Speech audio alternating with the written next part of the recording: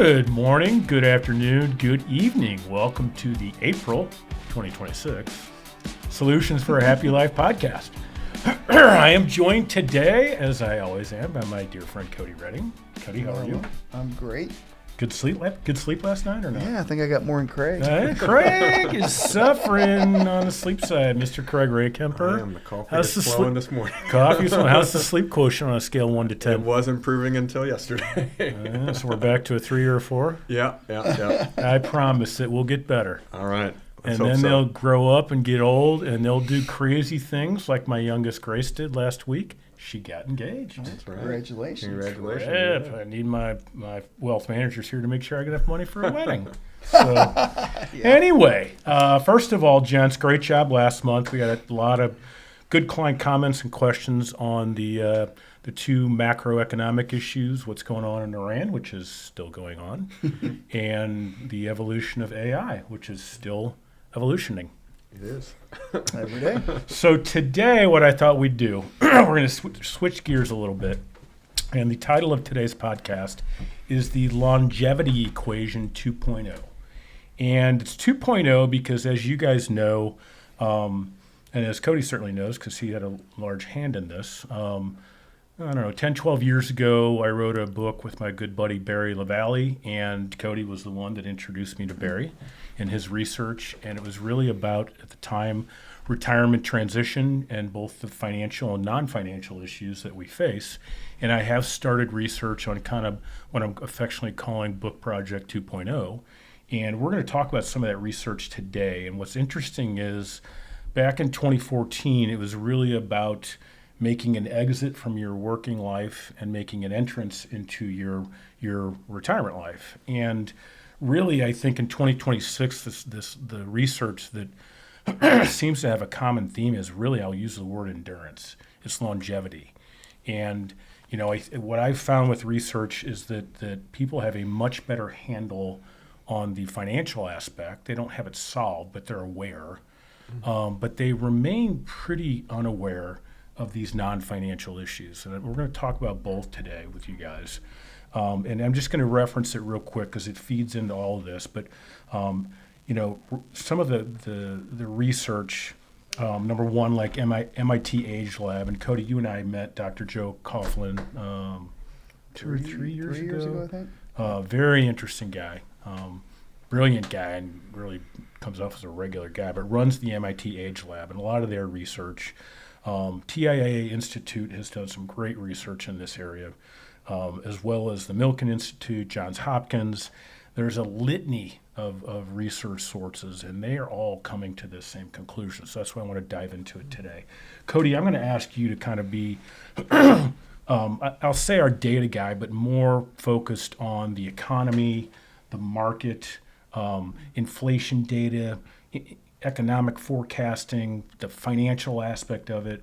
And Kraig, I'm going to ask you to kind of be the lifestyle guy, the non-financial things, healthy aging, purpose in retirement, social connections, even some of the emotional transitions into retirement, which you and I have seen, and Cody and I have seen over the years. It's a big deal, right? So I'm going to cover a couple different segments, and then we're going to do a lightning round at the end. But let's start with what I'm going to call the literacy bridge, okay?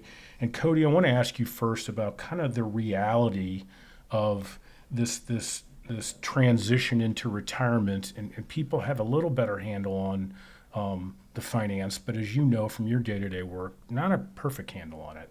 And some of the data just doesn't support preparedness. Yeah, so I think, number one is as we go through financial plans, we always get the comment of, we usually run them to at least 95 of, I'm not going to live that long, I don't need to worry about it. And it's like, actually, well, if you go and look at the data, people that are married couples age 65 and older, there's pretty good odds that one of you are going to live past 90. Which is crazy, right? So we have generations that grew up and saw their parents pass away in their 70s, and maybe they made it to the 80s, and that was pretty common. So now it's actually pretty common to make it into your late 80s and early 90s now. Right. So I think the preparedness that yes, you can indeed live that long. And therefore, when we're creating these financial plans, we're including equity in the portfolio. It's not like when you're, parents or grandparents when they retired and put their monies in CDs and lived off of interest rates, and they were gone in 5 to 10 years. Right. That world's changed a little bit. Right. So I think it's kind of an eye opener, because we always get the question too of when we retire. Well, I need to really cut back my risk now, right? And it's like, well, no, not Right. quite so much. If you're going to retire at 65, we got to go 30 more years. Right. So I think that's the biggest thing that kind of shocks people. Yeah, and I would say just to bridge the gap between last month and this month, and we've all three talked about this, the evolutions in AI are going to have a significant impact on healthcare and health research, Biotech space, and longevity. Right. Right. The three of us as experts in financial strategies, there's a giant question mark in terms of how long we need to set longevity for clients in the plan. I mean, we're already seeing it today where they're using, I was reading articles, they're using AI to read x-rays, right? Right. And on how accurate they are and kind of getting it to where, finding cancer and things like that, to where the human eye just doesn't notice these types of things. It's pretty crazy, just the percentage of accuracy. Right. And that alone before you Right. get into everything else with it. So Right. it's going to be, next 10 years is going to be crazy. Oh, absolutely. Absolutely. Great stuff. On the, we'll just say the kind of the data reality side. Kraig, let me ask you, so same thing, the longevity literacy, right? The bridge to that, which we're really confronting in 2026. From a lifestyle or headspace perspective, what are you seeing? Yeah, so anytime you enter retirement, it's obviously a lifestyle change. So first you have the financial aspect where you're going from receiving a paycheck every month to now pulling from your assets to live off, which in itself can be an adjustment. And then not only that, you have the social aspect. So when you're working, obviously you may have kids that keep you busy. When you get to retirement, they're likely either out of the house or almost out of the house. Your work family, the social interactions that come with that obviously go away once you retire. So having a plan, we always talk about, the first 10 to 15 years of retirement are likely to be your busiest. You have trips that you put off, a popular one is, playing golf that you didn't have time. Eventually, once you get through those things, there's still going to be a lot of time left based on the research with AI and longevity that we need to fill your time with something productive so that way you're just not sitting at home. And so having those conversations, we always try to start those before, well before people talk about retirement, so they're thinking about it. And so that way you're staying engaged because, there's a high likelihood that you're going to be retired longer than you're even working with the advancements in healthcare. So starting those conversations early and having a playbook for that so that way you're ready for that can definitely help the lifestyle adjustment that comes with retirement. Yep, super. Yeah, because there is, again, the research absolutely clarifies the fact there is a gap in this our clients' longevity literacy based on financial intent, which has improved dramatically the last 10 years, but non-financial awareness is really lagging, without a doubt. Okay, so let's now switch to, because we talk all the time, big question, health insurance and healthy aging and all this other stuff in retirement. I want to call this the kind of health-wealth synergy. Cody, let's start with some data because it can be alarming, when we get into, and Kraig says, hey, this could be the longest segment of our lives. Yeah, it's kind of weird, right? Right, it's really weird. Health insurance is a gigantic thing, and there's a lot of data running around in terms of things we need to be aware of. Well, what do you share with your clients as it relates to this kind of health-wealth synergy? Yeah, so, longer you live, the longer inflation has its toll. Just normal inflation, I think the 50-year average here in the U.S. is about 3.6, 3.7%. And as we're all pretty much aware of, you segregate out healthcare costs, and that seems to grow at a pretty much faster clip at like 6 to 8% per year. And it's very regionalized, depending. Coast is going to grow a little bit faster. That's a long time of 6 to 8% compounded that the healthcare costs could just be exorbitant and out of realm and out of reach of being able to make sure they had saved enough. Right. So I think utilizing, HSAs are very popular type things right now. So being able to actually put a tax deferred contribution in there, and then when you pull it out for it to be tax free as well, those those don't happen too often. And really utilizing that at a younger age and trying to get a lot of growth into that bucket, I think will be a big thing. Making sure that you're, if you have the ability to cash flow wise and health wise to leverage, insurance, to put the risk on the insurance company for long-term care or whatever it might be, that you're able to utilize that type of thing, I think is a big thing looking forward into the future. Yeah, absolutely. Huge part of retirement transition and strategies for retirement is, making sure that we have those potential healthcare costs planned forward, covered, and all that. Okay, so let's convert over to, from a lifestyle perspective. I know that you've done a lot of research. We've looked at a lot of the research I referenced. There is a significant health benefit to the approach that people take in retirement. So maybe Kraig, share with us some of those things. Yeah, and it actually plays right into the financial aspect. If you're staying, healthy aging, we talk about a lot, staying engaged. I know there's a stat out there where, being socially isolated is almost as, if not more, detrimental to your health than even smoking is. So having a purpose with life is important. Spending time with friends, making those connections. Not only will that help you, be engaged during retirement, but it's also going to help your financial aspects because you won't need as much in long-term care or medical bills because it will make you healthier. So just, knowing that going into it, again, finding maybe some type of charity you're passionate about or some hobby that maybe you haven't tried, all those things will not only help you emotionally, which is important in retirement, but it also bleed into the financial aspects as well. So having some type of game plan for that is definitely something we try to talk to our clients about. Yeah, and I think we see that on a regular basis. That, again, going back to what the current research says, everyone's got a pretty good financial idea or financial intent for retirement. And some of these other things where they're scratching their head on, hey, once you get past the first 30, 60, 90 days, taking a deep breath, then what?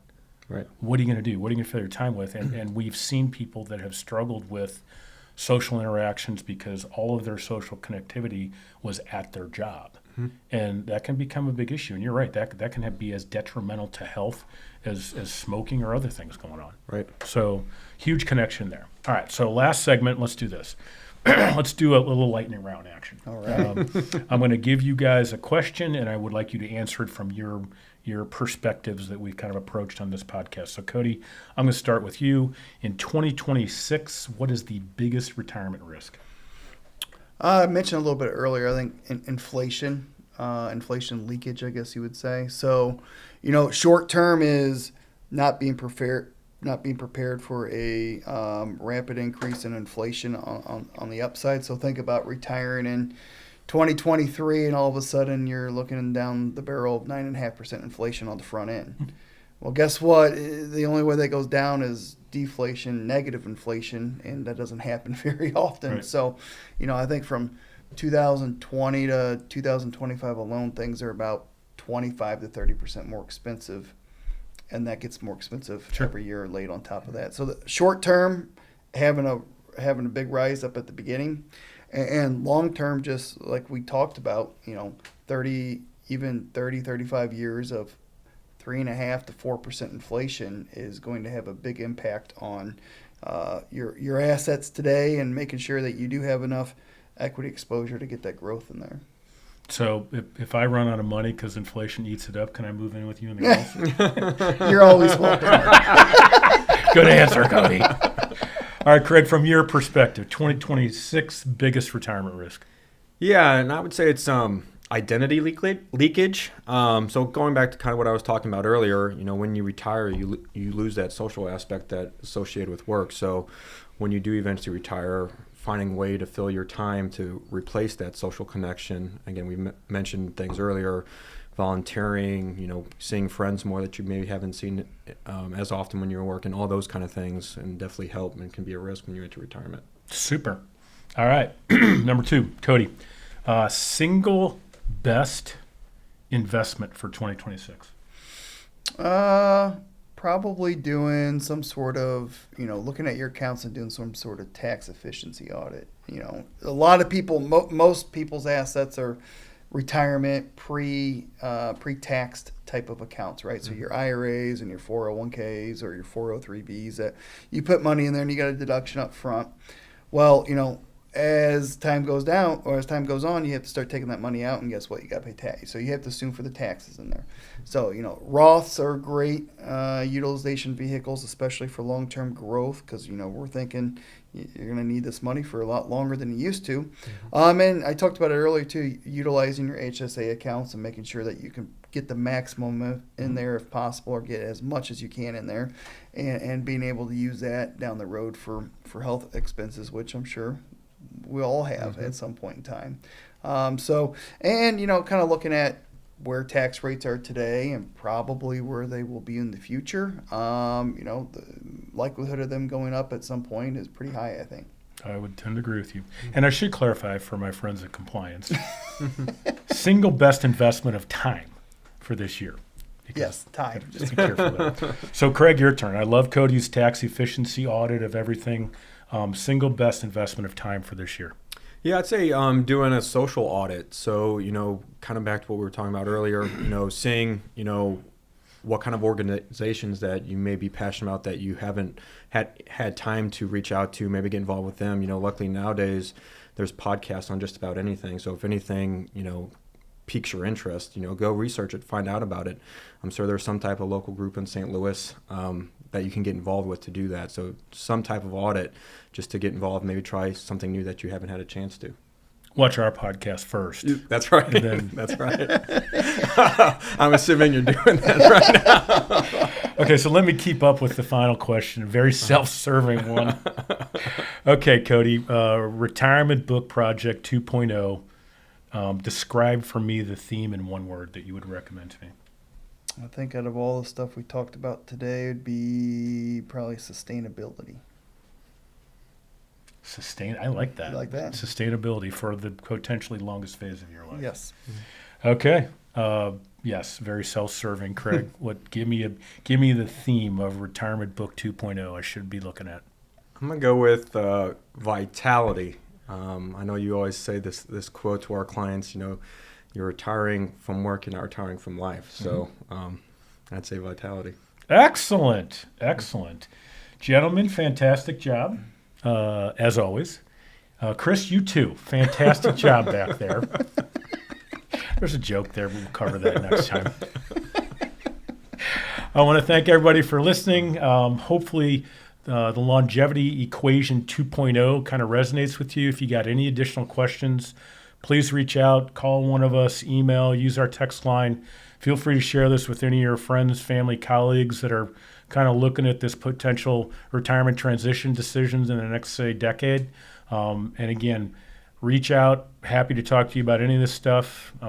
We had an exciting Masters. We're now into hockey playoffs, so enjoy the sports timeline we have right now and the good weather. And we will look forward to talking to you guys next month.